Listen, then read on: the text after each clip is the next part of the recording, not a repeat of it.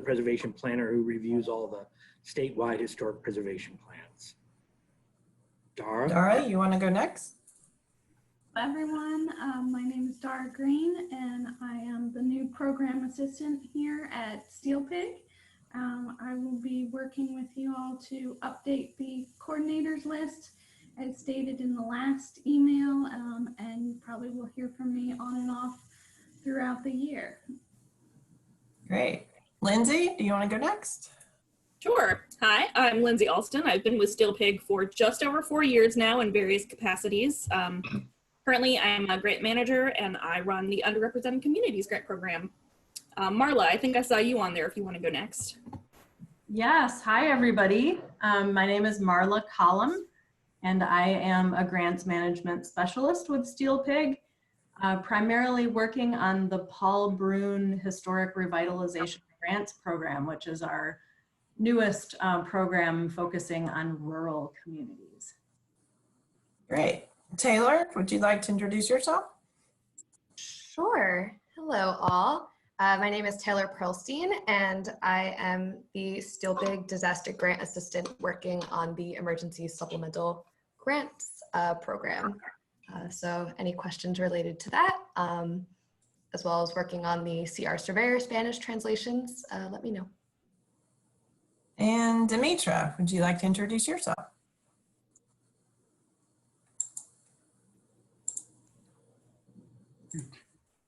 She may not have audio. I'm sorry. Oh, there she is.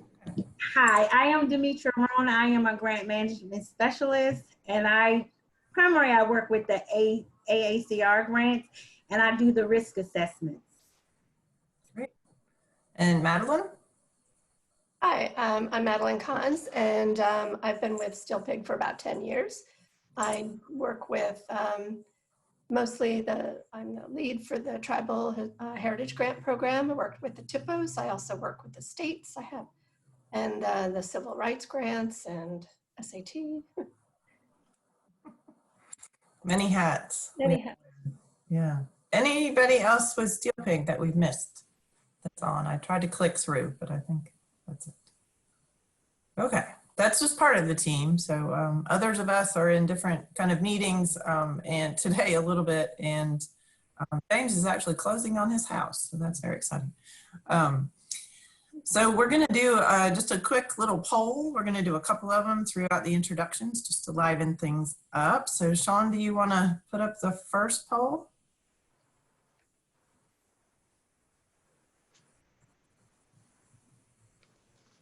Okay, so I know you guys answered this when you registered, but we thought it'd be interesting to see how long have you been a CLG coordinator? And I know some of you can hit over 10, but yeah, we'll see what we get. Okay.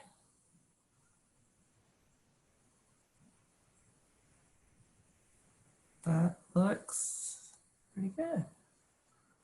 So you can see we're getting a lot of newbies. So I guess, Sean, we can end that and see what our results were. So we're at the 4 to 9 year are the winners and the highest percentage. But we're definitely adding some new folks. And in fact, we have 6 that have been on board for less than a year.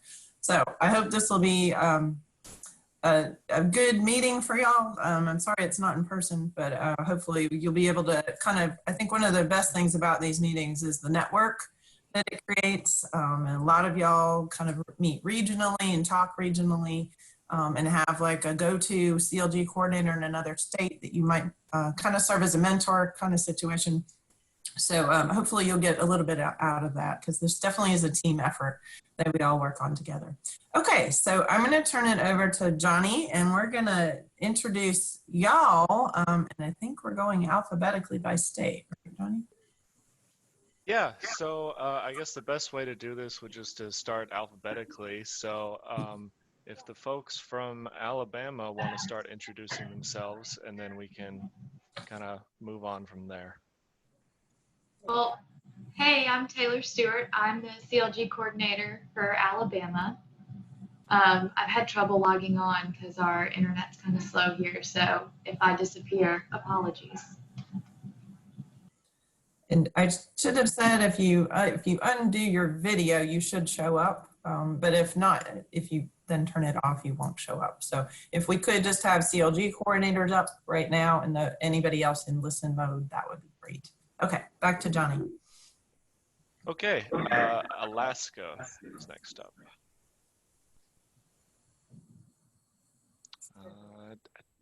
Actually, you know, I don't think anyone from Alaska might be joining us today. I don't see them on the list. So Arizona. Hi, this is Eric Bondi from Arizona. I'm certified local government coordinator, have been for about 2.5 years now. I've been at the SHPO for about 15 years, but just recently took over the CLG coordinator duties. Great. Arkansas.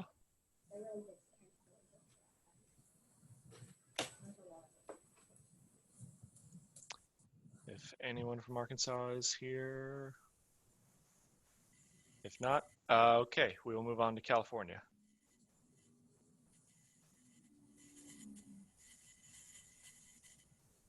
California, are you on mute? If you're on mute, speak now or forever hold your peace. Also, everybody, you came into this lobby muted, so you may have to unmute yourself. And then if, for whatever reason, your polls don't go away off your screen after a few minutes, you may have to exit out of them yourselves. Okay, well, hearing nothing from California, move on to Colorado. Hi, this is Erica Duvik from Colorado. I think at the last NAPC meeting, I was actually CLG coordinator for Wyoming, so I've moved slightly further south. So hello, everyone. Y'all keep moving around and I get really confused. Good to have you. Yeah, thanks for introducing yourself. Now, Connecticut. Hi, everybody. I'm Mary Dunn. I've been with Connecticut SHPO for about 13 years, and I've been CLG coordinator probably for about 12 and a half years. Thanks for doing this. This is going to be great. Okay. Awesome. On to Delaware.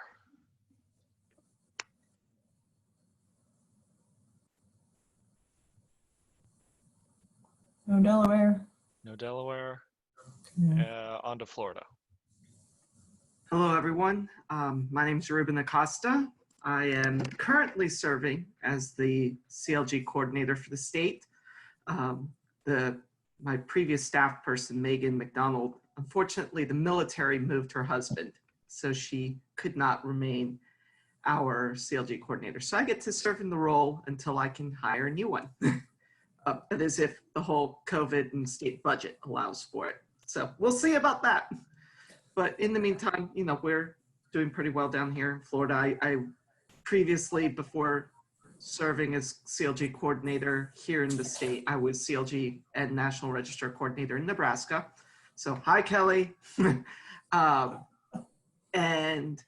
I've been involved in the program. It's part of my section here at the Bureau of Historic Preservation at the Florida Department of State.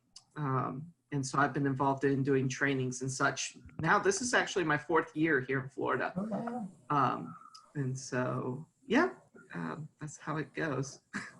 Ruben, you just can't stay away from the CLG program. No, it always comes back. It does. Great. Great. Georgia.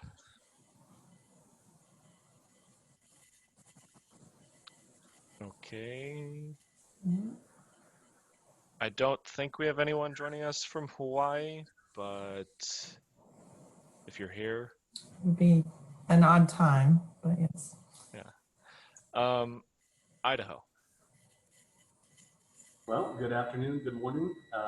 I'm Pete Larange. I'm the Historic Preservation Planner and CLG Coordinator for Idaho.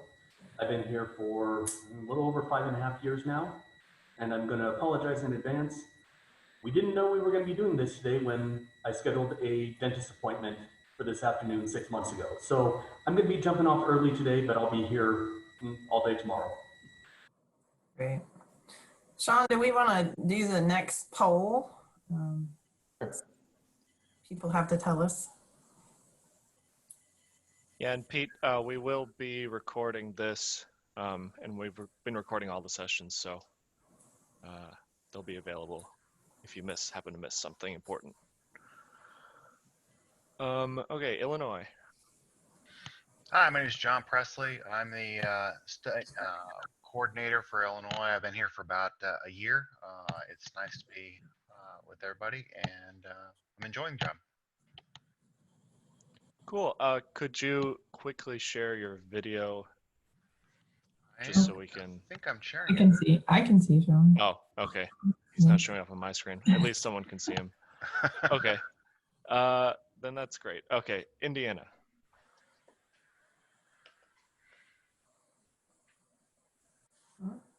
Okay, moving on to Iowa.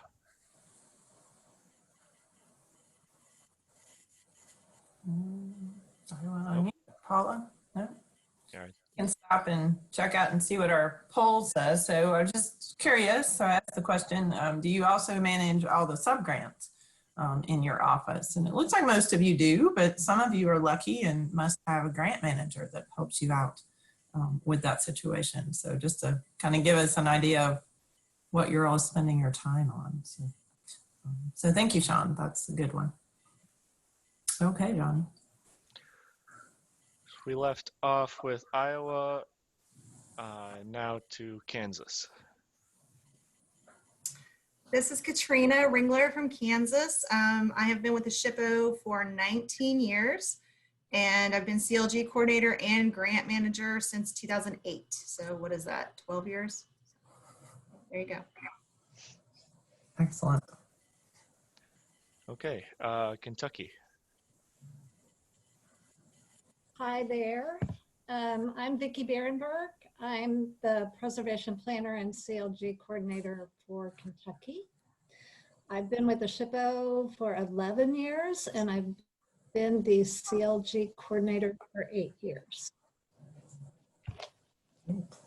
Great. Louisiana. Hi, my name is Susanna Johansson, and I'm definitely one of the new kids on the block. I started with the state Main Street program as the economic development coordinator in January, and then beginning of July took over as the CLG coordinator. Great, welcome. Thank you. I'm sure Ray is glad to have a little help. Yes, I hope so. Awesome. I like the background. That's my alma mater, Randolph-Macon Women's College in Lynchburg, Virginia. Nice. Cool. So Maine. Hi, my name is Megan Rideout. I'm the review and compliance / state CLG coordinator for our office, and I've been with the office since March 2017. Good having you again. Now on to Maryland. That's my son's Hamilton background. Sorry, everyone. Hold on one second. We don't use Zoom at work, so I haven't had to do that for a minute. There we go. There's me. Sorry about that. Itchiness. Exciting. I'm Nell Zeal. I'm the chief of the Office of Planning, Education, and Outreach with the Maryland Historical Trust. I have been there since 2013, and part of my duties include managing the Certified Local Government Program and some grants. Great. Massachusetts.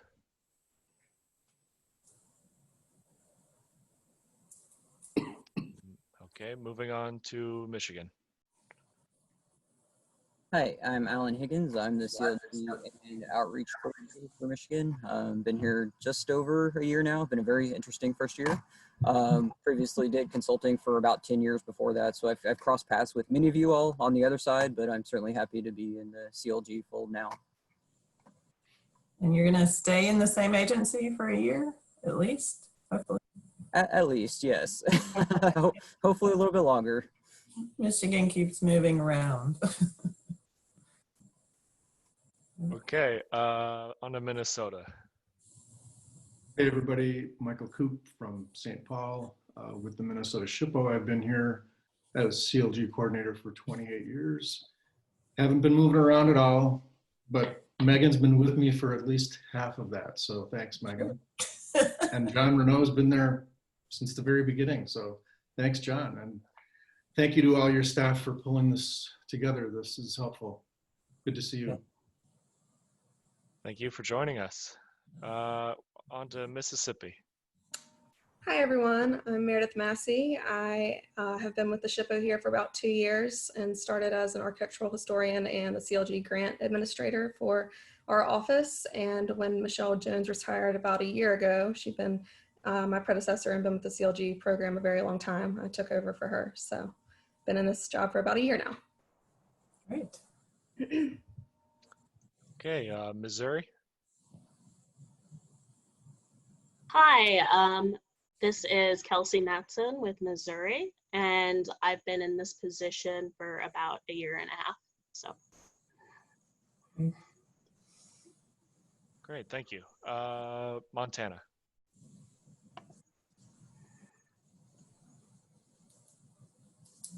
Okay, moving on to Nebraska.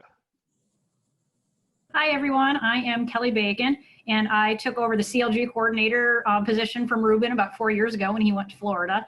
I have been at the Nebraska SHPO, I think, for about 10 years. Started out working with the archives, but I also manage our covenants and easements. In January, I started temporarily taking over standing structures for 106. And then for 4 months earlier this year, I was also doing archaeology 106 projects, but I've gotten to give that up. So I'm wearing multiple hats right now. Be careful, don't take on anything else.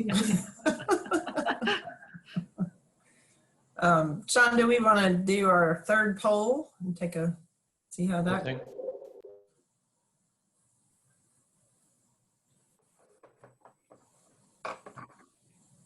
Okay, so this is perfect segue from your introduction, Kelly. Do you manage additional programs besides CLG? Do any of you have the wonderful life of just being a CLG coordinator? Okay, we can keep going, Johnny, while people answer. Okay, we left off at Nebraska, so Nevada. Hi, everyone. I'm Kristen Brown from Nevada. I've been at the SHPO here for a little over 4 years, and I just started doing the CLG program a bit under a year ago, although I did do it for 1 year in Texas as well previously. So good to see you, Megan. Good to see you. I also run... There's a theme here that y'all move around. Yeah. I also am the National Register Coordinator, and I do the State Register, which isn't quite as active of a program. And then I'm also the technical advisor for our statewide grant program. And before this role started about a year ago, I was the Section 106 architecture reviewer for Nevada. Goodness, okay. So you can see that a lot of you are juggling many different programs, wearing many hats. And for the 13% of you, or the 5 of you that don't have to, we are all very jealous of that. So be happy. Thanks, Sean. Okay, New Hampshire. Hi, this is Nadine, and I am the Deputy SHPO and CLG Coordinator, and this is my 15th year as a CLG Coordinator. And we are doing some transitioning in our office, and we'll have a new CLG Coordinator who's already here. Her name is Brandy Laughlin, and she's doing tax credits now, but she'll be taking on that role. She's listening in today, but you'll be meeting her in the next few months. Well, she can join us if she would like to for the future. Great. Okay, New Jersey.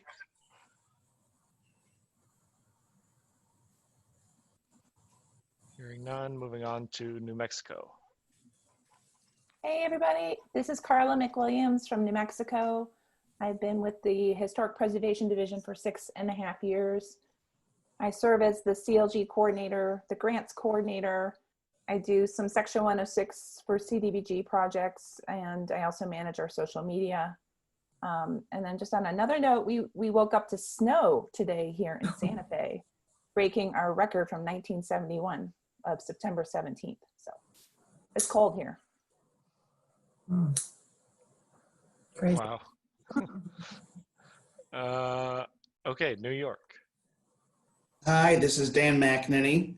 I've been with the New York SHPO for 13 years. I head up what we call our community engagement unit, which is our public affairs, CLG, the EPF, our homeowner tax credit program, our state grants, and everything else they can kind of slough off onto us. I'm joined by Francis Stern, who recently joined the division, and Lyndon Mackey, who divide our very large state in two and provide some boots on the ground support to our 72 CLGs.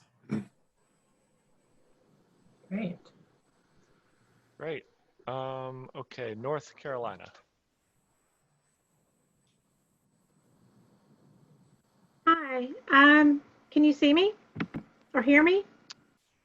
We Hello? can hear you. We can hear you. Oh, We can hear you. I'm having all kinds of internet problems today, and I apologize. My name is Christy Brantley. There you are. I have been in this. I've been in this position about 7 months, so right before COVID. The polls are not showing up on my screen, but I am one of the lucky ones that CLG coordinator is the only hat that I'm currently wearing. So it's nice to meet all of you, and I'm very excited about this. Great. Well, welcome. And now North Dakota. Hi, I'm Amy Munson, and I'm from the North Dakota SHPO. I've been with them for 17 years as the grants manager. Recently took over the CLG program, but pretty familiar with it after taking care of grants. So, hi, Megan. Hi. Does this mean you're not doing the grants anymore? The grant? No, I'm taking care of the grants program. Here, so. That's what I thought. Okay. Yeah, I can't get rid of that. Now Ohio. Nathan Bevel. I've been here, technically fibbed on the first poll. Sunday is my 10-year anniversary at the office doing CLG, and I also manage, or don't manage, but I do tax credit review and technically 106. They want me to do 106, but I haven't gotten any yet, so we'll see how that goes. Oh, and the state plan. Cannot forget the state plan. It's very important. Okay, Oklahoma. Hey everyone, I'm Shay Otley. I've been with the Oklahoma SHPO for 18 years. That was painful to say. I did grants. Okay, I'm still doing grants, but grants were my only job for about 10 years. And now I'm the CLG coordinator. I also do our social media. I also do the state plan, and I oversee the state's Centennial Farm and Ranch program. Very busy. Yes. Great. Oregon.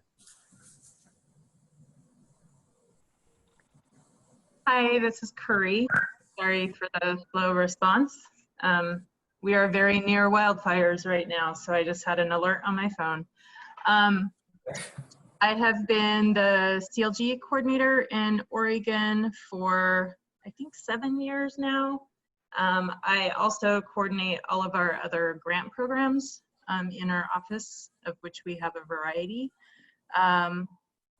And so I coordinate the CLG grants in addition to the grant program. Happily, I have someone to help me out some with the CLG program, Robert Olguin in our office, who also coordinates the National Register program. Great. Be careful. This meeting's not worth endangering your life for. Yeah, no, if I get one more notice, I'm going to start packing, so. Okay. Scary.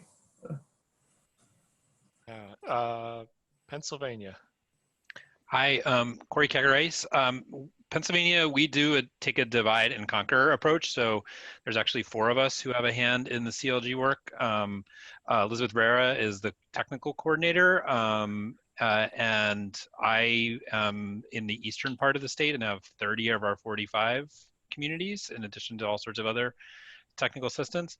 And John, I'm joined by one of my colleagues. So before you jump on to the next state, I'll let Brian introduce himself. Sure.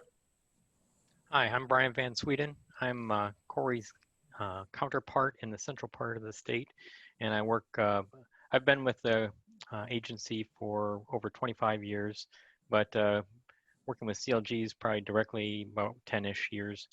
So, I let Corey do all the heavy lifting on this, but I deal with the CLGs in the central part of the state. Great, good to hear from you too. On to Rhode Island.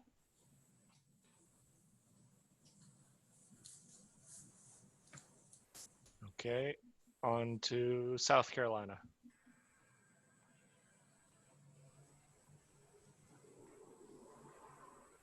South Dakota.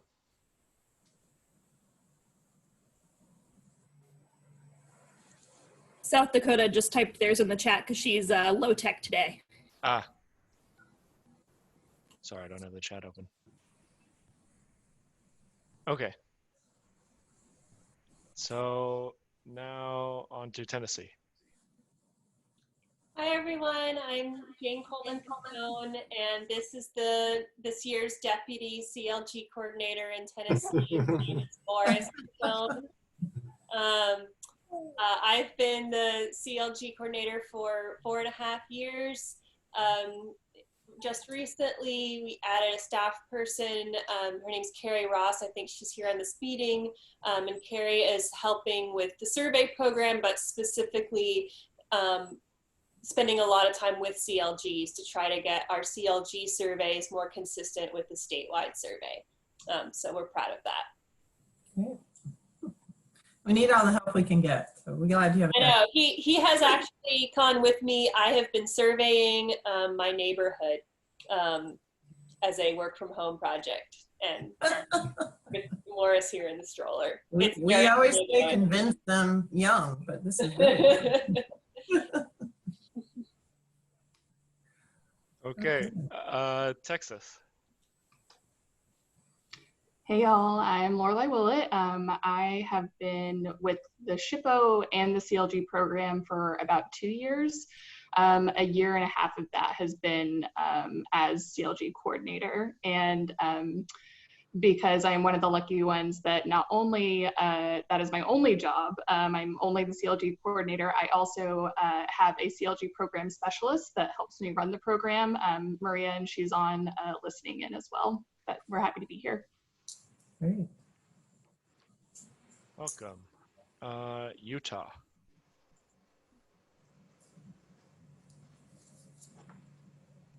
Vermont. Hi everyone, I'm Devin. I've been at the Vermont SHPO for about 12 years and run the CLG program for about 7 years. And I also do National Register, State Register, and Survey. So plenty to keep me busy.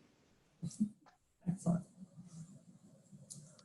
Great. Virginia. This is Aubrey Von Linder, and I'm the CLG coordinator for Virginia, also the architectural historian for the northern region. And I've been with the Virginia SHPO for 6 years and CLG coordinator for 5. Cool. Washington. Hey everybody, I'm Kim Gant. I haven't done my hair in 6 months. This is new to me. I've been here about 6 years doing CLG and survey and pretty much sticking my nose in wherever it interests me. So looking forward to the rest of this. Tell us what your background is. Oh, my background. Oh, it's Olympic National Park, Lake Quinault Lodge. Nice. Amazing. Great stuff up here. If travel opens up, come on out. It's really great. We will.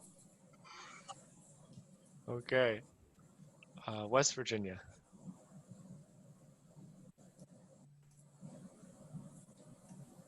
I think Okay. West Virginia is shopping for someone right now, but. Okay. Wisconsin. Hello, My name is Jen Dable, and I'm the deputy SHPO here in Wisconsin. Our CLG coordinator just retired on Friday. Joe DeRose retired after 30 years. So we are devastated in Wisconsin, but I'm here to learn as much as I can, and we are interviewing for a new CLG position on Friday, so. Oh, well, this is good timing then. Yes, exactly. A lot of questions. Yeah. Yes, I can't believe Joe is, he's been here forever, so. Yes. He's now in the North Woods of Wisconsin, so he's happy. Oh, okay. So that's good. Okay. Yeah. And Wyoming.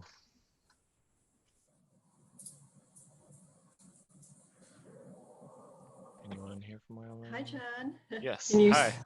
Hi there, from Wyoming. John and I met at Grand Teton National Park. Oh, cool. And hello also to Erica Dubik, who we truly miss, but she's only one state away. So I've been an architect with the Wyoming SHPO for the last 4 years, and came to CLG just 2 months ago also. But very fortunate, Wyoming has such an experienced staff, and Erica's not too far away, and now we have John over with you all. And also do anything related to architecture, as well as working with Main Street, who's part of the Wyoming Business Council. So a couple hats. Well, welcome. Sounds like you might be the newest so far. So. No, there was one other in July. Oh, was there? Okay. Sorry. It's hard to keep up. Oh, great to hear from you. I think the last training we did was in Grand Teton, much different scenario than this. Yes, but we do have snow like some of the other states right now. That's okay. That's everyone. Yep. Okay. Is there anybody that joined us that we skipped over? Like I know I see Paula from Iowa. Anybody else? Yeah, hi. Hi, everyone. I'm Paula Moore, and I work at the Iowa SHPO. I've been there for about 13 years, and I'm the Certified Local Government Coordinator there. I do some work on the National Register program as well, and I'll be working on our next 10-year statewide plan. So looking forward to that. And I want to thank the National Park Service for offering this training opportunity. I've learned a lot already. Good. Thank you very much. We're happy to do it. Anybody else that we might have joined us? I'm Catherine Barrier from the Arkansas SHPO, and I'm the CLG coordinator. I've been there about almost 7 years, and I keep picking up other things from other people's jobs when they move. So I do our federal grant, I do the preservation plan, and our easement coordinator just went to Wisconsin. So I've got about half of his job. It's a familiar story. Yes. Yeah. Anybody else?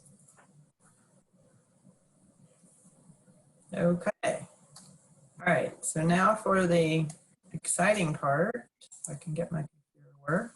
Did we have one more poll, I thought? Oh, sorry, we did. Thank you, Johnny. See, I knew I'd forget. Sean, we have one more poll. Could we run that one? Okay, so what is your goal for this meeting? And it's multiple choice. So I think you get to pick one. See what, and I kind of made these up, so I might have left some goals off that you wish were on here. So we'll give it a minute. And then what we're going to do is you all, thank you for submitting things that you wanted to talk about as part of your registration process. And Johnny has had the lucky job of compiling all that into some kind of breakout groups by topic. So we're going to have 4 of those today. And in your, if you'll kind of go back and find the agenda that we sent out, you'll see under each group there's some discussion questions, and that's what we're going to spend some time in the breakout groups with.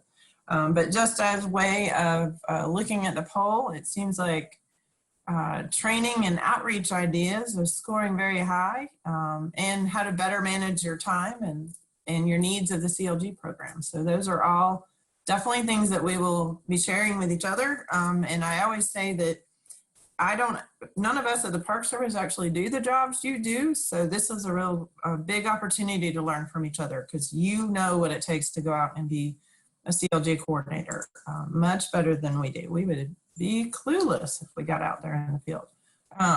No, we wouldn't be clueless, but okay. So here's just some logistics to how this is going to work. We're going to randomly break into 4 smaller groups. Sean is going to work his magic and I'll put you into the group. We're going to talk for about 20 minutes, and then it will bring you back into the main group. And then we're going to do it again. And we tested it today, so hopefully you won't end up in the same group again. But each group will have a number, and the numbers correspond to the topics on your agenda. So then we're going to have a 15-minute break, and we'll come back and talk about everything together. So I would ask that in each of your groups, if you guys could assign someone to kind of be the person that will report back out when we come back together later on, that would be great. So we should have 2 report outs for each topic as we go through. Does that make sense? Hopefully. We'll learn it together, right? Okay. So just quickly, these are the topics. Group 1 is all about training and assistance, which scored our highest. So how have meetings and trainings been effective? How have you been able to improve them? Especially kind of in this weird time. How do you encourage training attendance? That's always something that seems to be a conversation, and technical assistance. Group 2 is on crafting local ordinances, or perhaps maybe amending or improving ones that your CLGs already have. So looking at what makes a good ordinance. Are there mistakes that you've seen made that others should avoid? And of course, that ever eternal question of how you handle automatic National Register listing and dealing with that. And we'll talk some more about that tomorrow too. Group 3 is preservation and COVID. We had to have that be a topic. But yeah, discussions about how have your CLGs been handling this, virtual meetings, et cetera. Has it been good? Has it been bad? And what do you see as kind of going forward, long-term things that we might need to be thinking about and planning for? And then the final group is promoting preservation at the local level. So how do you, encourage it, especially during COVID? How do you encourage some advocacy, education? What do those CLGs do beyond design review? Which those of you that have been around know that I preach that a lot. So, okay. So with that being said, I think we are going to break into groups. So it'll happen randomly, magically. And whatever your group number is, that will be your topic. So try to remember that part, and then we'll go from there, and we will all come back together in 20 minutes. And I just want to let everyone know that you can also find these questions in the agenda. If you have the agenda up in your breakup group, since you might not be able to see, I don't think you'll be able to see the slideshow that Megan just showed you. So yeah, reference the agenda for these questions if you need to look at them again. Okay. All right. Also, when we are running and when we're about a minute out, I will end the breakout session. I'll give you about 60 seconds to kind of close up before it kind of brings you all back in. Or if you're already ready, you can jump back into the main meeting. Both myself, Sean, Megan, John, Dara will be hopping in between meetings to make sure everything's going okay and all that. And then you can ask any questions as it comes up. So I'm going to break everybody up in just a second. So let's see, who would like to talk to us from group 1? And I have the topic out here. So training is our first topic, and I hope there was a robust conversation about that. Would anyone, we should have 2 people sharing. Would anyone like to share? And then we can just have a conversation about it too. I'll just go. We never technically picked someone. I was in first round of group 1. Ours was kind of a little more less structured than around the questions, but some of the ideas that we've had So one of the things we talked about is that you need to go to them at their time, at the time they normally have a meeting. Do something like that to meet them where they are for usually being more effective. That is a bit of a difficulty, though, obviously with COVID when you can't travel. So some of the issues that came up in the COVID discussion, how do you set that up that it's not going to burn them out, and how you're going to have that discussion and training them at that digital. One of the big things we talked about with that was doing pre-recorded sessions to set something up so that they can access them when they want to. So it's off hours, or if there's a different time that they're able to actually participate, then they can go in and they can do that training when they need to, or when it's their regular meeting. A lot of people use their statewide conference as one of the main meetings for doing trainings. And so that actually was beneficial this year for some, that the conferences were cheaper or free. Then they were able to actually participate and have more people involved. I've seen that actually with a lot of conferences that they bumped up a lot. So people are more involved in that. Camp was also mentioned. Of course, Louisiana is usually the best example of that, of having the 2 regional camps every single year. There's some comments on the repetition of the material, but there's usually such a large amount of turnover. I know that's in Ohio one of the big issues, that there's always someone new. They're always going to get something new from that, and that the formula and the regularity of that actually was very helpful, that people could expect, oh, well, I know I'm going to get a training. I'll be able to attend something at X time. And Ray actually mentioned that that was, a little bit of an issue this year. People are like, well, what am I going to do? I don't have my camp. And so there was that, they expect that training. How do you do that? Texas is actually doing a HPO boot camp, which sounds like something I definitely would be interested in stealing, to create something. Again, it's some pre-recorded, some interactive, but creating a way to teach certain other members of that group. And then another thing that came up was to do regional or themed trainings. So for example, in Ohio, I've thought about doing a Northeast Ohio training session because they have some particular issues, or Northwest or Southeast. But also, in the Midwest, almost every other town has a college, but there are always those handful that are the larger schools that really dominate town. And so I've been planning to do a college town training session. Colorado, of course, has the more interesting one of the ski town training session themed.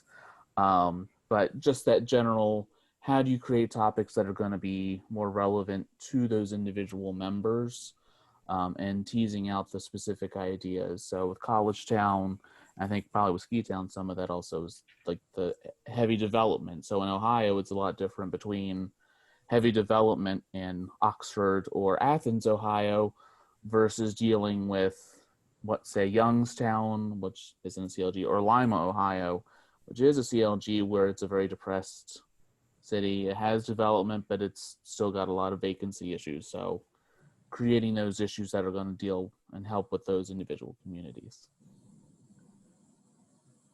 Is there anything else, anyone else from that group 1, part 1 wants to add? Wants to share? Just a couple other follow-up thoughts. Nathan already mentioned Colorado, but there's several states that have pre-recorded training programs. Colorado and Oregon are 2 of them. So I think, I haven't actually seen them, but knowing the states, I'm sure they're really first rate, really high quality. Something else that I forgot totally about mentioning, but there are some states that have training manuals, the old school method, just a standard booklet type online training program. Maryland did one quite a number of years ago, and then Minnesota kind of followed suit and used the format that Maryland had developed. And there may be other states out there that have those similar kind of training manuals. I think Texas has a training manual as well. So definitely some out there. I like the, I thought the comment about the predictability was interesting, that they know when it's coming, you know, they can plan for it. That's interesting. I think that's good. Kind of like you guys expect to do this when we do forum. So here we are. Anyone else from Nathan's group? Okay, how about the other group number one? Who's sharing for that? I'll go ahead and share. So one of the big comments was that with the virtual meetings, it gets more people to attend because it's easier than traveling, which I thought was a really interesting comment. But one of the downsides to that was the lack of being able to network and have casual conversations to bring out great ideas. Another thing that was talked about was definitely about using statewide conferences, but that one of the downsides was the continuing education credits, and concerned how that would come out with virtual meetings. Another thing was counting on the NAPC forum and statewide conferences to do a lot, so maybe that's a repeat of that comment. Another thing that was definitely talked about was having a difficult time getting commissioners to come to training meetings, and that unless they specifically requested it, it was really difficult to get them to attend. One other comment was hoping that NAPC Forum would put up some permanent training videos that could only be accessed by members, and then that would be helpful. And along with that, the representative from Wisconsin, sorry I didn't catch your name, but she had some very good permanent training videos on the website. That was on, if anybody wanted to jot it down, was on wisconsinhistory.org. And I know multiple states said that they had used it actually as an attachment on their own website, or had referred to it to any questions that CLGs had. And then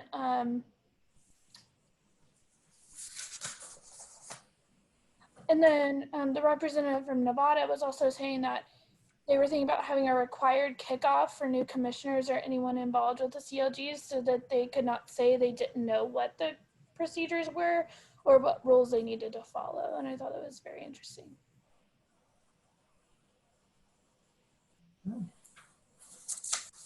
Thank you, Autumn.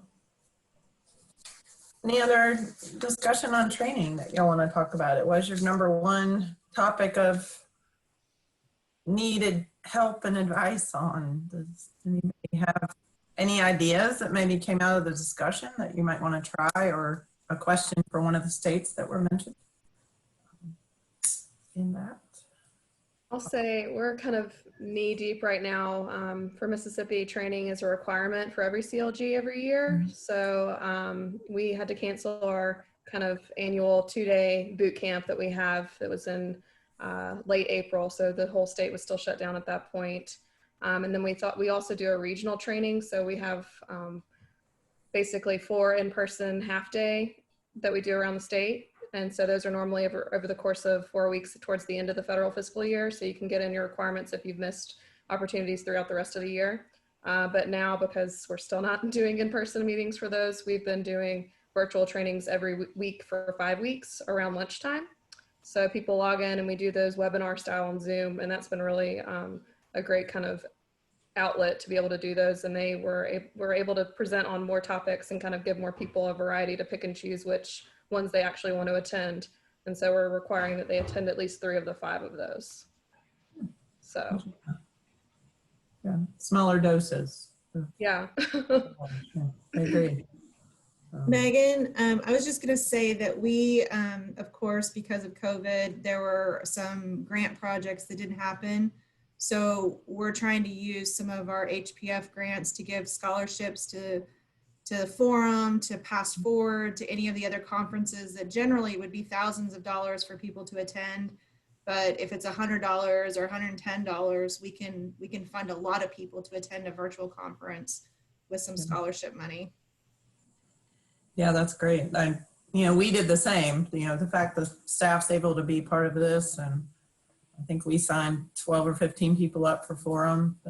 That certainly wouldn't have happened if we had to pay travel too. So I mean, I do think going forward, there's some, you know, Stephanie and I have talked about this, some middle ground here, you know, to maybe every other year forum is virtual, or every year, you know, the off year we do something virtual with forum, or, and then also like we only do this meeting every other year, but now that we know we can just harass Sean and pull it all together, you know, I think we could probably talk more often, as well as, because I think part of training, right, is not just training the CLGs, but also training you, you know, that you have access to that, and that kind of talk to somebody who knows what your life's like kind of situation, therapy. And I know that, Pete, you've kind of done the regional meetings and kept those going, which we have had the opportunity to go and be at. But maybe now's the time that we can pick up some other kind of regional groups. It's certainly something maybe the Park Service could even help facilitate if you've got, you know, you need assistance with the software, or needing someone like Sean to help you manage it all and make sure it doesn't go south, would be an option. So, you know, that's something else I'd like for us to think about as we go through this today and tomorrow. And what did come up in one of our other meetings was kind of about COVID, or discussions about COVID, was, you know, what level do we reach burnout of these virtual meetings? And I know I'm getting pretty close to it sometimes, but staring at the screen for so many hours. But could we do like some smaller meetings of the whole group or something like that? The register staff was very excited about the office hours this morning, and that maybe I said, you know, we certainly could set something up with y'all to where you could, you know, if there's an interest in a certain program or topic the Park Service has going on, we could bring in guest speakers. It certainly doesn't have to just be steel pig kind of thing. So I guess to broaden the conversation about training a little bit, and then we'll switch to our next group. What do y'all have any thoughts or ideas on what you'd like to see for yourselves in that department? I know we had been talking about just between myself and my office in Texas about really more diversity and inclusion type trainings, and seeing if there's a way to get something a little bit more, you know, preservation specific. I've already had CLGs kind of reach out and say, hey, we are getting some interest from some of our underrepresented communities. You know, is there some things that we can do to work with them a little bit better? And, you know, I'm not the authority on that, but, you know, I think it's something that is important and is probably coming down the line for a lot of us. Mm-hmm. I agree. Yeah. That's a good idea. Maybe we can look into that for you. Any other ideas for things y'all need? You're all doing perfectly, I know. Well, think about it and feel free to chat ideas as you have them, or tell us, or that kind of thing. I would say tell me at happy hour after this, but we're not having that, so unfortunately. Okay, so let's go to group number 2, which is crafting local ordinances. And I know Mr. David Banks had some interest in this one, so hopefully he managed to be in that group. Who's reporting out for group 2? I was on the second one. I was on the first one. Okay. Anyone on the first, any volunteer for the first breakout of group 2? We didn't have a formal note taker. We kind of dropped the ball on that one, but but I know Kristen, you raised some good points about crafting local ordinances, and so did you, Brian. If you want to talk a little bit about those. I actually did take some notes. If you want me to start, I can start on that. That's okay. If you just want to talk about what your experiences, that'd be great. Okay. Well, we hold on, I'm trying to remember what I brought out. Let me just quickly go through the notes. Some of the people, because other people brought up really great points too. Making sure each ordinance meets at minimum the state requirements and doesn't contradict itself. Watch for cut and paste errors that might have been pulled from some other sample ordinance that aren't applicable to that community. Make sure there's an appeals and an enforcement process. There should be a mechanism for designating new resources, not just bringing in old sort of legacy districts and running with those alone. Some method for delineating boundaries so that people can easily tell what is and is not in a district. Oh yeah, not locking on to certain design guidelines. So a lot of older ordinances where a community was just trying to designate a certain district in their town and they created their ordinance with that particular district in mind. Sometimes they build their design guidelines actually into the ordinance and then they're kind of stuck if they ever designate a totally different type of district. So maybe have an ordinance provide a mechanism for creating specific design guidelines, but only serving as an umbrella itself. Ordinances are tricky when they are tied to zoning without clear guidance on how to do that. And so we need to be careful when zoning comes into play.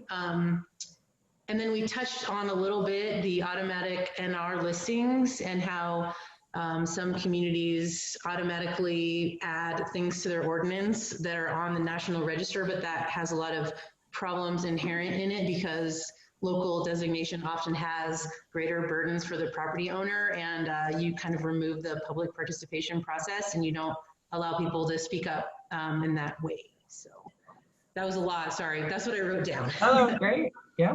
What? Does anyone else have something else? Dara, did you have some notes from the second group to share? Absolutely.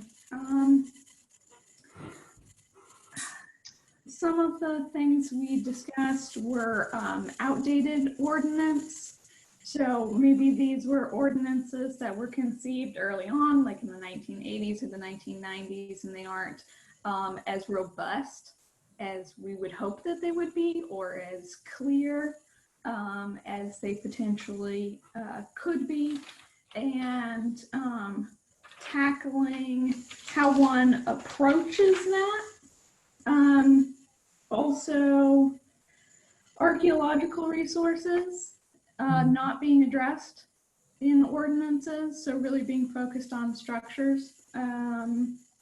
Staffing issues in addressing this, so in many cases, either there isn't a CLG coordinator or all of the same problems many of us have, volunteer organizations, things of that nature to address these issues. The number of people on the board and requirements based on the size of the community. So especially when you have a very small community, do you need to get 10 people together out of a community that may be only a couple hundred or a couple thousand? Vacation communities, very small communities, ordinances that are too simplistic, a public distrust in many cases of ordinances for residential neighborhoods in particular. There's a perception that people want to maintain control of their private property in this country, which goes back to educating and building on that. Fear of revisiting those ordinances because of potential pushback. So you might have those really weak, really outdated ordinances, but concerned that if you try and go back and revisit them to make them more robust, you might inadvertently get that pushback from people. You might lose the ground that you have. And also problems where in some communities they do enforce them too broadly. So that works against the preservation community if they force everything through the process, maybe unnecessarily, where it's not a contributing structure or something like that. that hurts your community outreach, the review process, and process for appeals, economic hardship, demolition by neglect, and addressing the automated registration process. Most people said that that was not something they encountered in their state. Good. All right. Wow. You guys are busy. In hearing all of this, it makes me want to put together like do's and don'ts of preservation ordinances or something. Is that, Ruben is like, looks like a bobblehead right now. Okay. Yeah. Yes. Please Does that mean you're do, volunteering? Megan, please do. Maybe that's some kind of joint document we can work on together or something in this virtual world that we're living in. But I do think, you know, it's been interesting. David's really taken on a role that I didn't, mainly because of time and things like that. Plus he's a planner. And he's looking at the ordinances when you send them in. So that is something new that we're kind of doing. A lot of it's to do that check for the National Register issue, because we don't really want to approve any going forward. But he is, like, he's been discovering some other things. David, are you on here? Do you want to talk about? I mean, we're going to talk tomorrow, but any thoughts on maybe coming up with good ideas, bad ideas for ordinances? Well, can you hear me? Because I've had problems with my mic. Okay, all right. Noting that every state has different enabling legislation, no ordinances may be the same from town to town, and in particular towns of the same size versus smaller ones. It would be really hard to come up with one that would cover the entire nation, other than these are the things that you should be looking to include and not include. And when I'm finding that overlay zoning might end up becoming problematic if it's tied to owner objection. And if they object, they're not in the district, which then borders on the line of spot zoning, which went all the way to the Supreme Court, I think, at one point. So those are just some ideas that I have and that I've been seeing across the country. And again, a lot of these ordinances don't look very much alike from state to state. That's all. Thanks, David. But it does sound like you guys have some good overall guidance for those. Anybody else have anything they want to share or ask? I I wanted to ask a question. I brought this up in the National Register office hours meeting this morning, but there weren't a lot of us in that group. Kentucky has what I consider to be a really good model ordinance that was written in the 1990s, and somehow the SHPO was consulting with the National Trust then, and we had it written by Frank Gilbert, who actually came to Kentucky, visited a lot of communities, and this ordinance was used to establish the local legislation. But it's interesting because with regard to the National Register process, it has the language that if you are a CLG, or in order to be a CLG, the community will initiate all National Register nominations. And I really didn't understand where that language came from or why Frank put it in there, but it exists in a lot of the communities. Not that it's followed, because I find that a lot of communities don't follow their ordinance to the letter. But whenever someone asks me now for a copy of our model ordinance, I've amended that to take it out, because I couldn't find anything else in the National Register regs that would have related to that with regard to CLGs. So I was just wondering if any other states had anything like that in their model ordinance, or if anybody else had a model ordinance written by Frank Gilbert, or if this was a situation encountered by anyone besides my state. Because some of it, I have one CLG in particular that really takes it to heart and wants to kind of be the gatekeeper of all National Register activity. That goes directly against the National Register regs. I know. Move a National Register nomination forward. I know. So what did the Register staff say? Curious. Well, that situation hasn't happened, but you know, they want to be very involved with nominations. They want to do a lot of massaging of the language and like actually help prep it before it comes to the review board, that sort of thing. Interesting. So I actually have the reverse problem, and I'm just wondering if somebody has any feedback, which is for a long time, no one appears to have told my local governments that they're supposed to comment on our National Register nominations. They were getting the letters and had no idea what to do with them. So I'm trying to work with them to understand that process. Does anyone have like a form or guidance to their local governments on how to make their comments or anything? Does anyone do that? In Florida, since my section's responsible for CLG and National Register. So what I do is our notification letters that we send for CLG review of National Register nominations includes an outline of what we expect them to do. Okay. You know, that we cite the regulation and we say, you know, you need to share this with your chief elected official. We need, you know, your comment and your chief elected official's comment. We almost never hear from the chief elected official, but we tell them to do it anyways. And then all of the notifications that I send out, I send out the letter, the copy of the nomination, all the photos, as close to a finished final product as I can get by my deadline.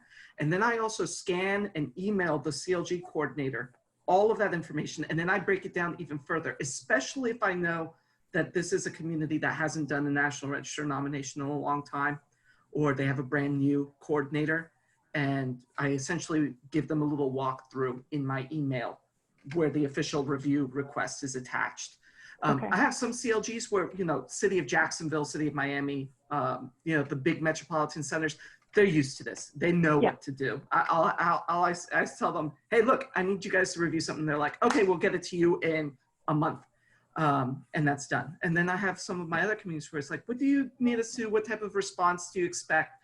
And I just put all that in an email. So they have it written down and they can kind of include it in their file as they're going through it. And I've gotten pretty good feedback and response from all of the CLGs that we do. I mean, we've got like 78 CLGs and most of our National Register nominations are now in those communities. So yeah, it works out okay. Okay, great. That's good to know. Oh, and somebody sent me something else. Excellent. Thank you. There's a lot of good information in the chat too, so make sure. Yeah, no, I was looking at that. Yeah, kind of. Okay. All right, it's time to switch to our next group number 3, which is our favorite topic, COVID, unfortunately. But definitely has been affecting us, right? So, and I took notes for the first group. This is Autumn again. And then Oklahoma had previously had a lot of positive feedback about it, and it seemed like it was across the board. It was very positive, but that a lot of people didn't want to travel, but they were getting more large responses from it, like more people were attending. And then in Wyoming, they said that a lot of people were really experiencing their communities now, since they're having to stay at home, and a lot of people were more involved, and they had a lot more inquiries because they were at home, walking around their communities and seeing what preservation was there. One concern that was there, especially in Michigan, was that a lot of communities before COVID hit were being very proactive with their relationship with the community, and then that it all came to a halt. And it was like somewhat the first time in a while that they had been really proactive with the communities. And there was a worry that the smaller communities would not be able to pick up such a proactive step forward once COVID was done. And then another note that I had was a worry about applications with some CLGs since COVID was happening, whether or not they would apply for different funds and different projects. Great. Thank you, Autumn. Boy, you talked Autumn into taking her notes and reporting back. Pretty clever. Okay, who was our second group 3 person? I can't remember, and I was on the group. Let's see, I think that was me. Was it you? Yeah. No. No, it's someone else. No. So we had a good talk. There was an observation that especially in some rural states, like Vermont, where I am, the real estate market is booming with people leaving metropolitan areas, trying to get to more rural areas, and the low interest rates are encouraging that. And so those new property owners are wanting to learn about their new houses and seeking survey information, and then realizing that the survey is, 40 years old. So I have heard from a couple town clerks wondering, how do we update our survey? And that's a great entree to pitch the CLG program. So in terms of public meeting participation seems to be generally good, and a benefit of having so much online, as some of us who attended the NAPC forum, is having the sessions recorded, so that even 2-3 weeks after the conference is done, we can still go back in and not participate, but view the sessions that maybe we couldn't during the actual conference. So that's been a benefit in terms of broadening the outreach and the education. But there's also the flip side of the COVID Zoom meeting burnout. And how long can we keep doing this before we all go cross-eyed?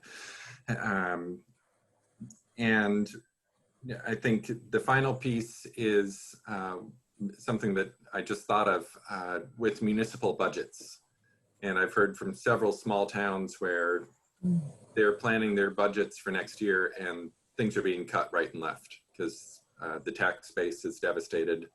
The income just isn't there. So they're worried about, will their commission have a budget? Will they have money for a match, for a grant? So that we just have to wait and see. A really good point. Yeah. And even all of you are facing some budget issues too, so we can definitely talk about that tomorrow. Any other thoughts on COVID that we wanted to go away, but that you would like to share with each other? Things that have worked well, or what do you think is going to happen next? Thing, Megan, that Patrick actually reminded me of is that we're seeing physical changes in historic districts. We're seeing rerouting traffic, putting up temporary or maybe not so temporary outdoor seating. And we've even had several projects already come to us wanting to replace their storefronts because they have to have operable windows, even though that's just ironic. Right. And so, yeah, it's a total change from what we've seen in the last several, probably decades of wanting to not have operable windows. But I think that's going to continue probably for a while at least. Is that an area that y'all can use some more guidance, like Park Service? Although that's not my, the technical side I don't control. But we certainly might be able to gather some tips together or something like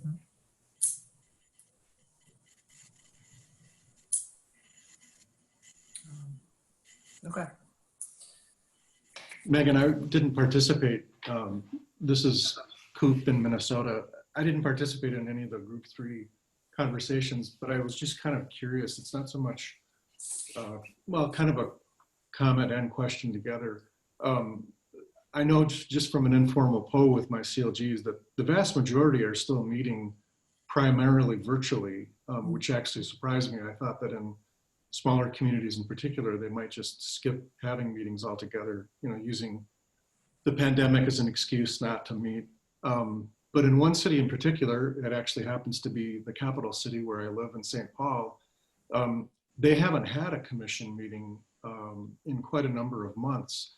And they're using as one excuse that their reviews are down 80% for the commission. And what I find interesting though is that a number of commissioners have been meeting independently on their own and never enough to have a quorum. So they're not at risk of, you know, running afoul of the law, but they're trying to just continue conversations informally and talk about things that they can do to promote preservation at the local level. And they're getting a lot of pushback from the staff, basically saying, the staff is saying, you don't need to be meeting and we don't want to force you to meet right now because it's not necessary, because you don't have any reviews, because there isn't any activity going on.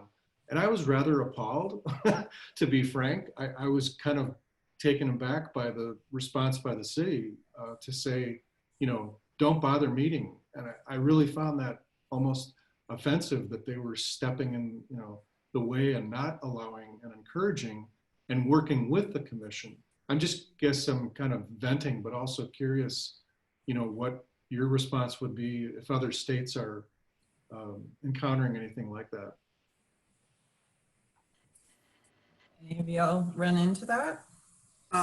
Here in Florida, yeah, in Florida, I've had a lot of inquiries about COVID and minimum meeting requirements and things like that, because when things, at least at the local level, when they shut down, they completely shut down and they canceled meetings left, right, and center.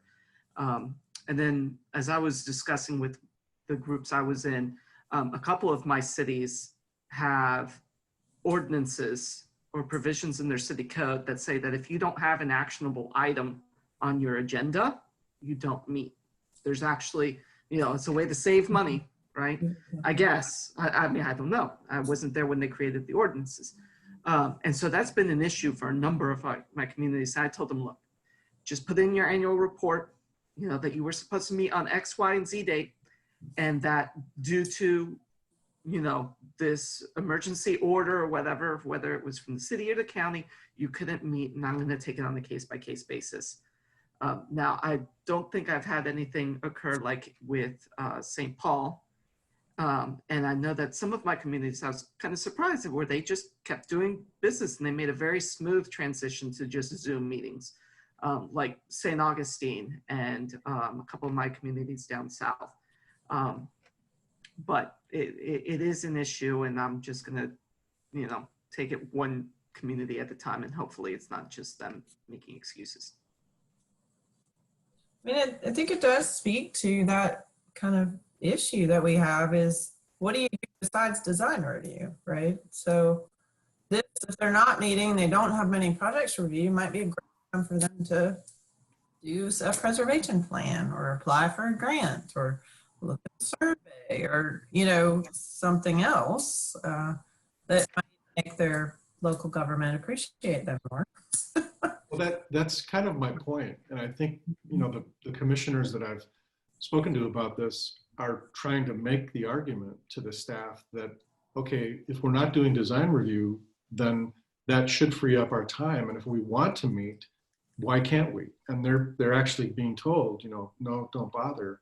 And to your point, they recognize they should be doing other things, whether it's public education or taking on other initiatives or, you know, writing grants. And there's more to the story that I won't bore everybody with, but I thought I'd bring it up just to get some feedback. No, thanks. That's a tough one to deal with. Yeah. Is there anybody for whom that public participation and interest has increased over this pandemic, but the CLG activity has also increased to meet it? Or is this largely a public interest in activity that's not matched by the CLGs themselves?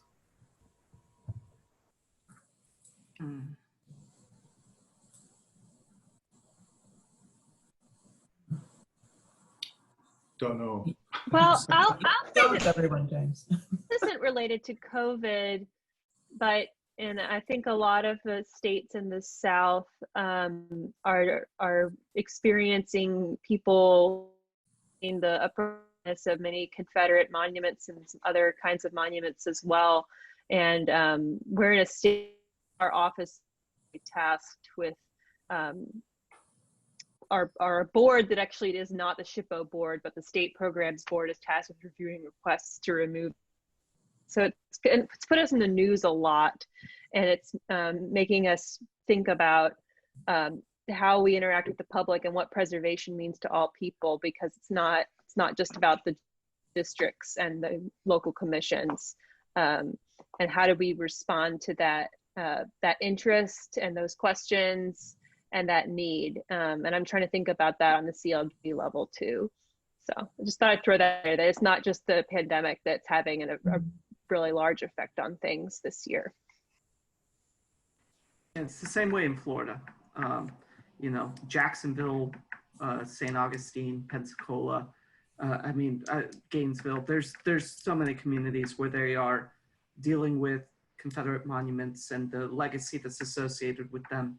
And then that's the CLG program's getting involved in that too, because they see that as either a way to, you know, somehow manage these monuments or enact, like to gain greater public control over it. I mean, it's complex. We try not to take any moral stances or any real position on them at all. And because we tell people who reach out to us, that's a local issue. That's why you have a preservation commission. You need to work through the process. As long as the process is followed, I'll accept the result, as long as the process is correct. So that's how we've kind of been addressing that in terms of it. But there is an uptick. And the whole virtual thing, like many people have already said, has facilitated greater public participation in meetings compared to what I have seen, you know, with other meetings where it used to be that you had to be at city commission chambers at 6 p.m. to opine on the subject. Well, I'll just say one more thing about that in Tennessee. Is that I think the challenge for a certified local government program with the monuments is that it's not an issue in Tennessee. It's a state issue because there's a state law that protects all war monuments. So that's like a really big challenge for me or for the CLG program, because I spend so much time saying that all protections happen on the local level, unless it's this really super controversial thing. And then it's a state level thing with this appointed board that you probably have never heard of.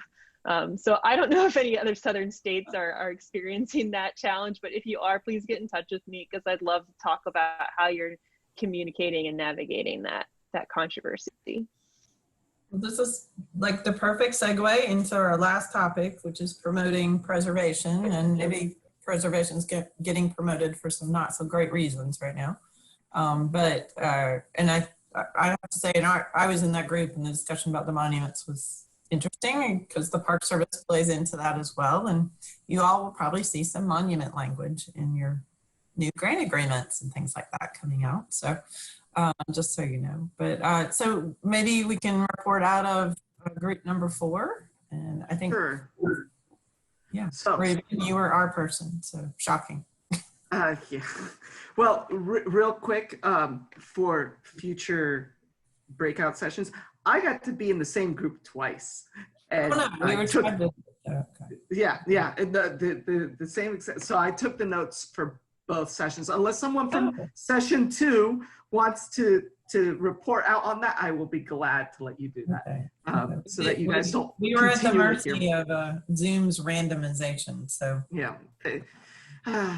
anyways, so for the first part, yeah, we were discussing how to increase participation, and the whole unexpected benefit of COVID and virtual meetings means that it's easier to participate in a public meeting because you can just go on your computer and you're there. You don't have to go to city council chambers or, you know, the county courthouse or whatever. So that facilitates that participation and getting the public involved. You know, we discussed training in COVID and, you know, the impact on rural communities and how to motivate them. Even, you know, now that it's a bit easier to reach out to them because all you, again, need is an internet connection unless your rural internet infrastructure is garbage. You know, but, you know, how we transitioned to how to motivate local CLG coordinators, especially when you have very high turnover at the local level. You know, we were commenting on that. One of the things that we did say that's a positive thing about the large amount of local turnover is that several states are experiencing the retirement of established local coordinators who have been there 10, 15, 20 years, who may be kind of like on cruise control or autopilot. And then you get a brand new coordinator who may be fresh out of school or out of a planning department or something. You know, they have no knowledge of the program. They start reading the ordinance and the materials and the plans and stuff, and they realize, hey, we need to update things, or we need to actually follow our written procedures, you know, as they're on the books instead of just kind of winging it. So that's something that we talked about. We discussed again, training requirements. Virginia shared that they were thinking about setting up a mentoring program to help address that turnover, which was really cool. I would love to learn more about their ideas for that because I think that's a great idea. I get the feeling, especially when it comes to non-historic preservation people who are serving in this preservation position of CLG coordinator, having somebody who may share a similar background with them that may have been doing this for a little bit longer that can speak their language, like another person who comes out of the planning background or a legal background or something like that, would be useful to build those connections and have them, someone who is facing the same issues as their local community, you know, not just some person who's 400 miles away in the state capital. So there's that. And discussing Main Street, the connection between CLG and Main Street. Here in Florida, I'm lucky enough that the Main Street coordinator's in the same office as I am. So we get to cooperate a lot, but other states don't have that luxury.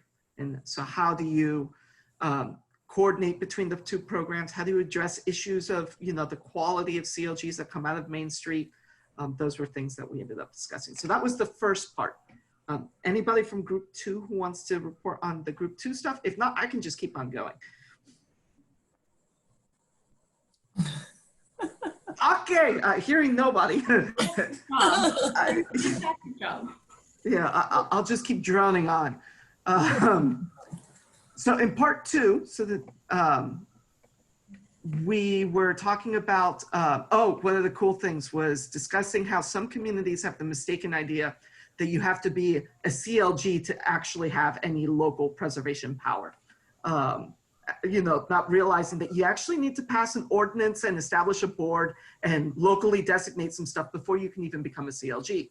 You know, there seems to be, you know, the things are reversed. And so how do you address that, especially when people are seeking to join the CLG program and participate in this?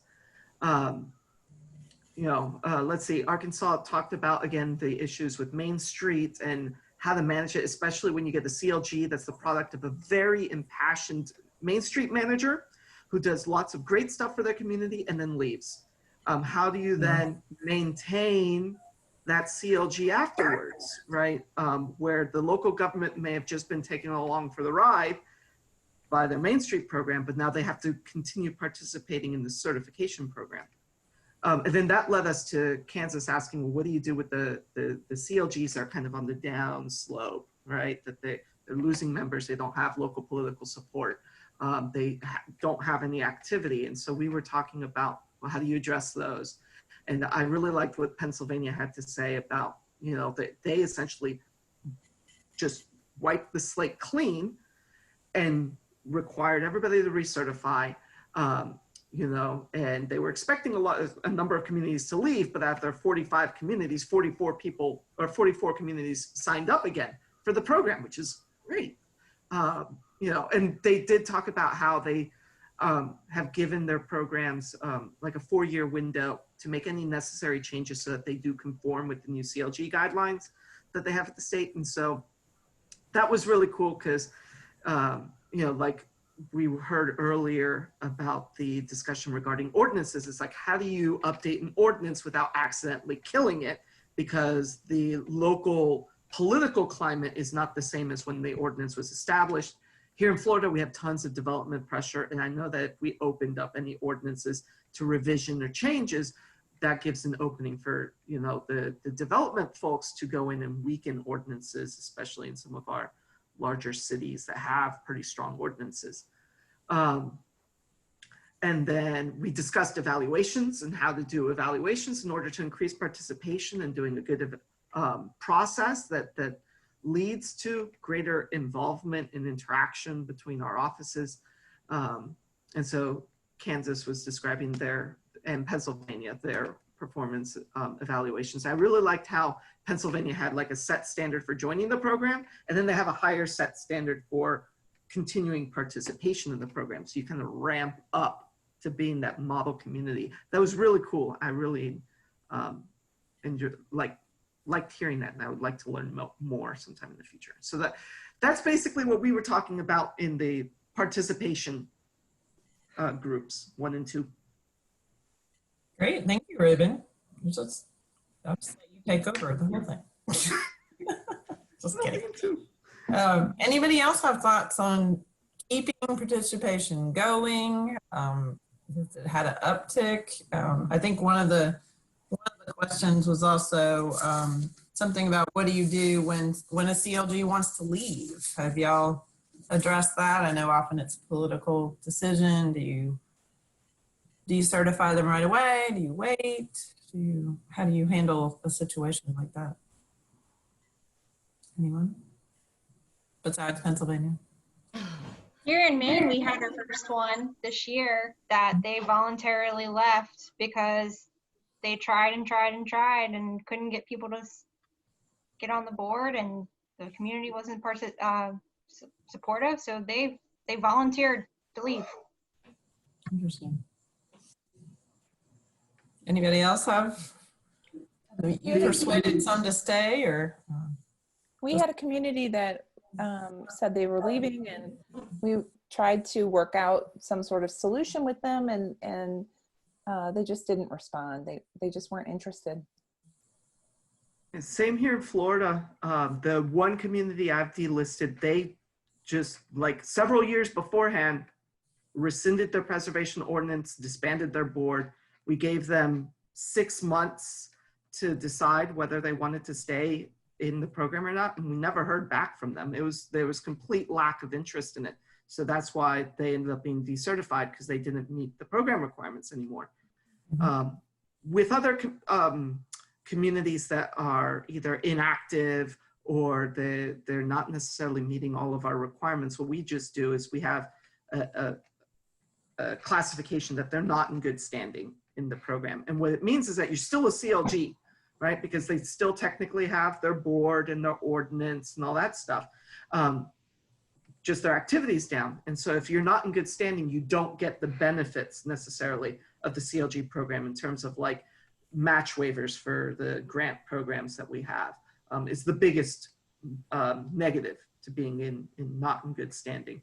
And then we work with trying to bring them back. I'm working with a community right now that's not in good standing, that they're interested or were interested in doing resurvey and getting some grant money to pay for that. And I told them, look, you guys aren't in good standing. We haven't heard from you in 4 years. And so I'm working with a planning professional over there to get them back, you know, at least meeting the minimum so that we can help them out better. Right. I will say, Pennsylvania, we're on the agenda tomorrow to talk about the procedures overhaul and the recertification process. But I will say that, you know, the experience with 44 of the 45 renewing their vows was unexpected. I expected a bunch, and I kind of hoped a few would disappear and just go away.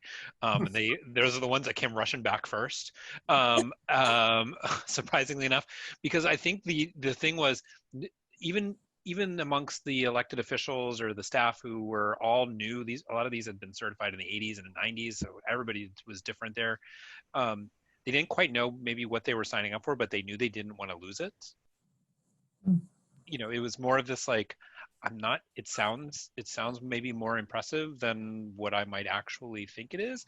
And there's money that I could get at some point for something, but I don't know what yet. So we're just gonna like go along with it.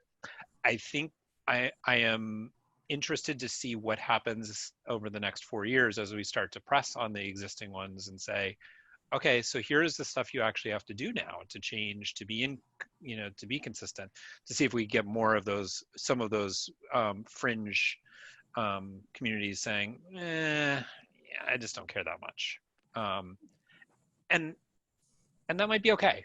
That's okay. Because I got 12 that are lined up saying, I actually do want this. So, I think we'll probably stay at a stasis number, but we'll swap some old ones out for some new ones.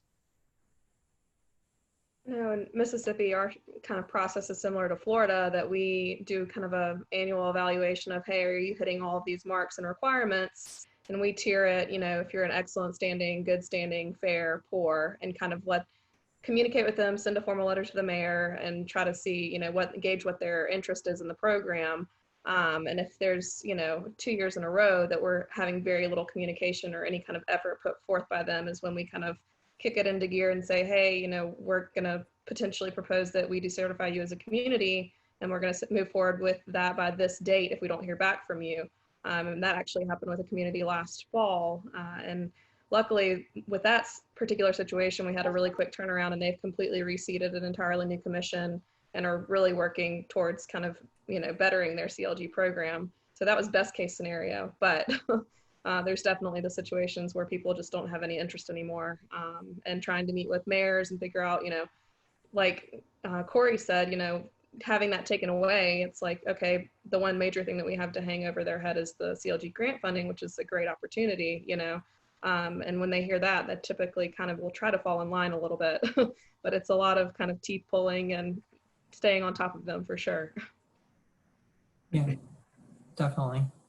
There's the CLGs that are easy to grant to, and then there's probably those that are not easy to grant to, and we are also familiar with that with all of our grant programs. So we definitely can provide advice on managing difficult grantees if ever needed.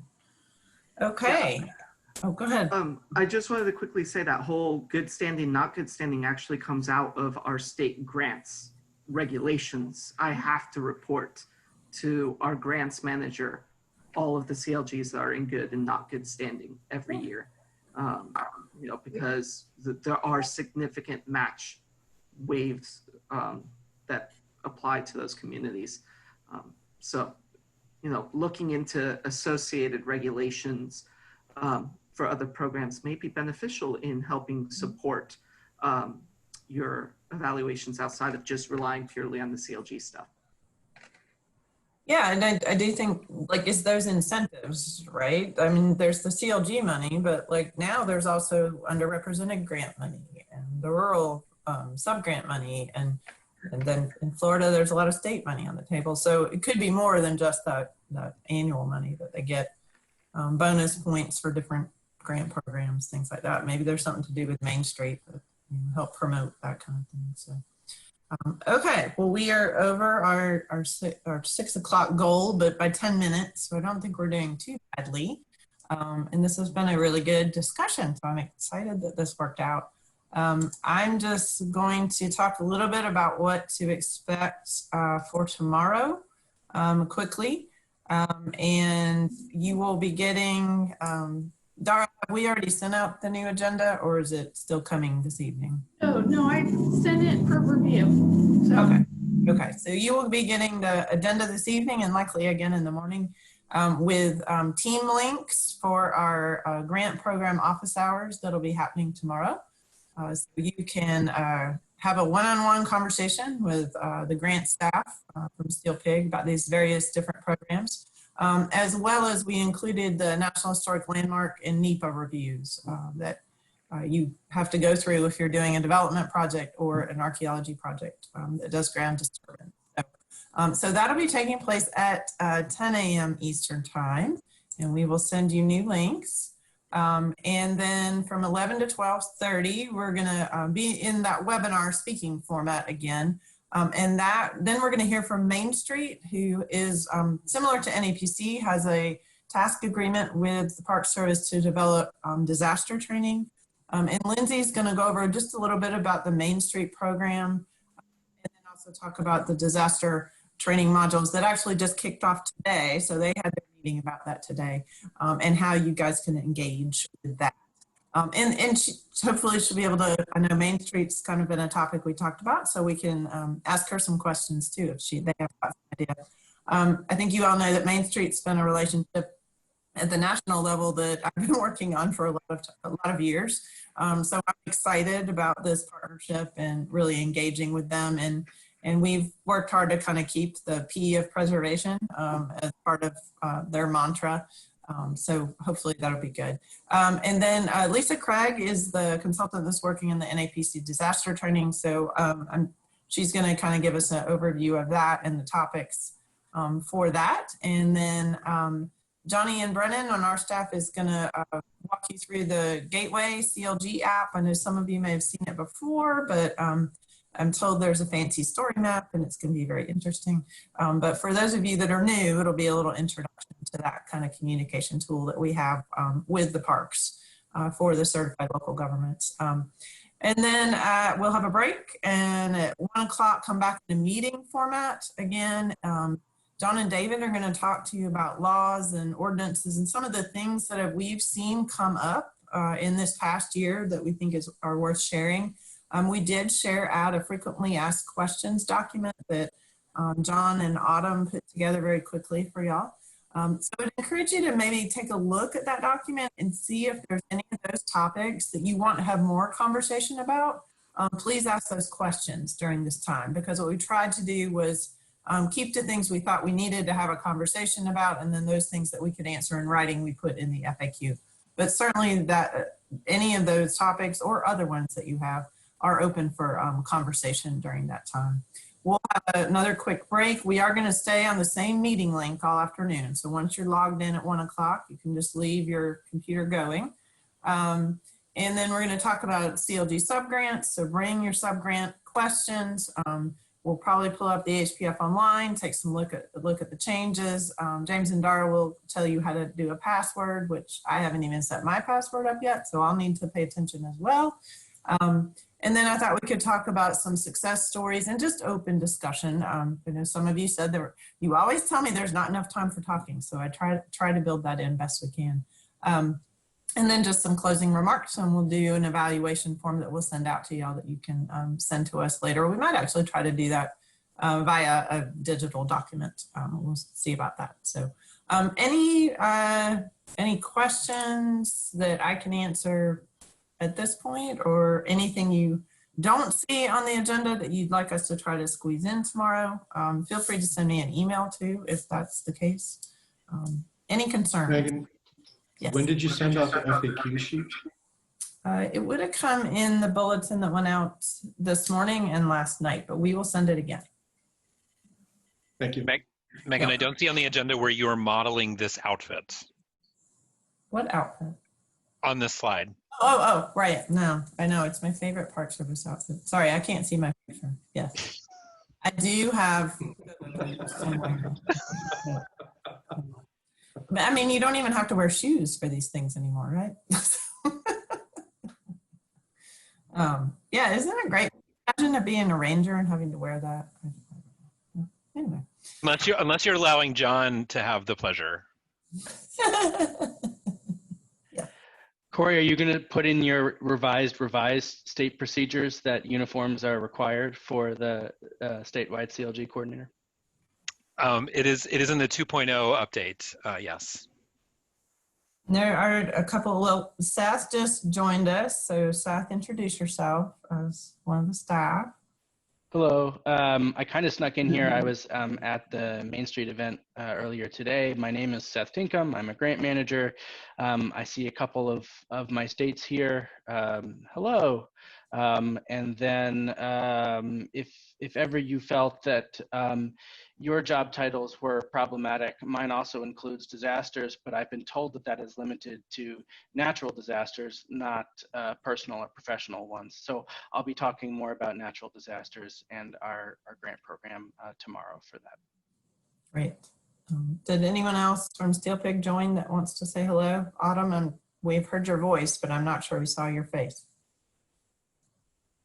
We don't have to. Oh, yeah. My water at my apartment's been out all day because of a plumbing issue. Okay.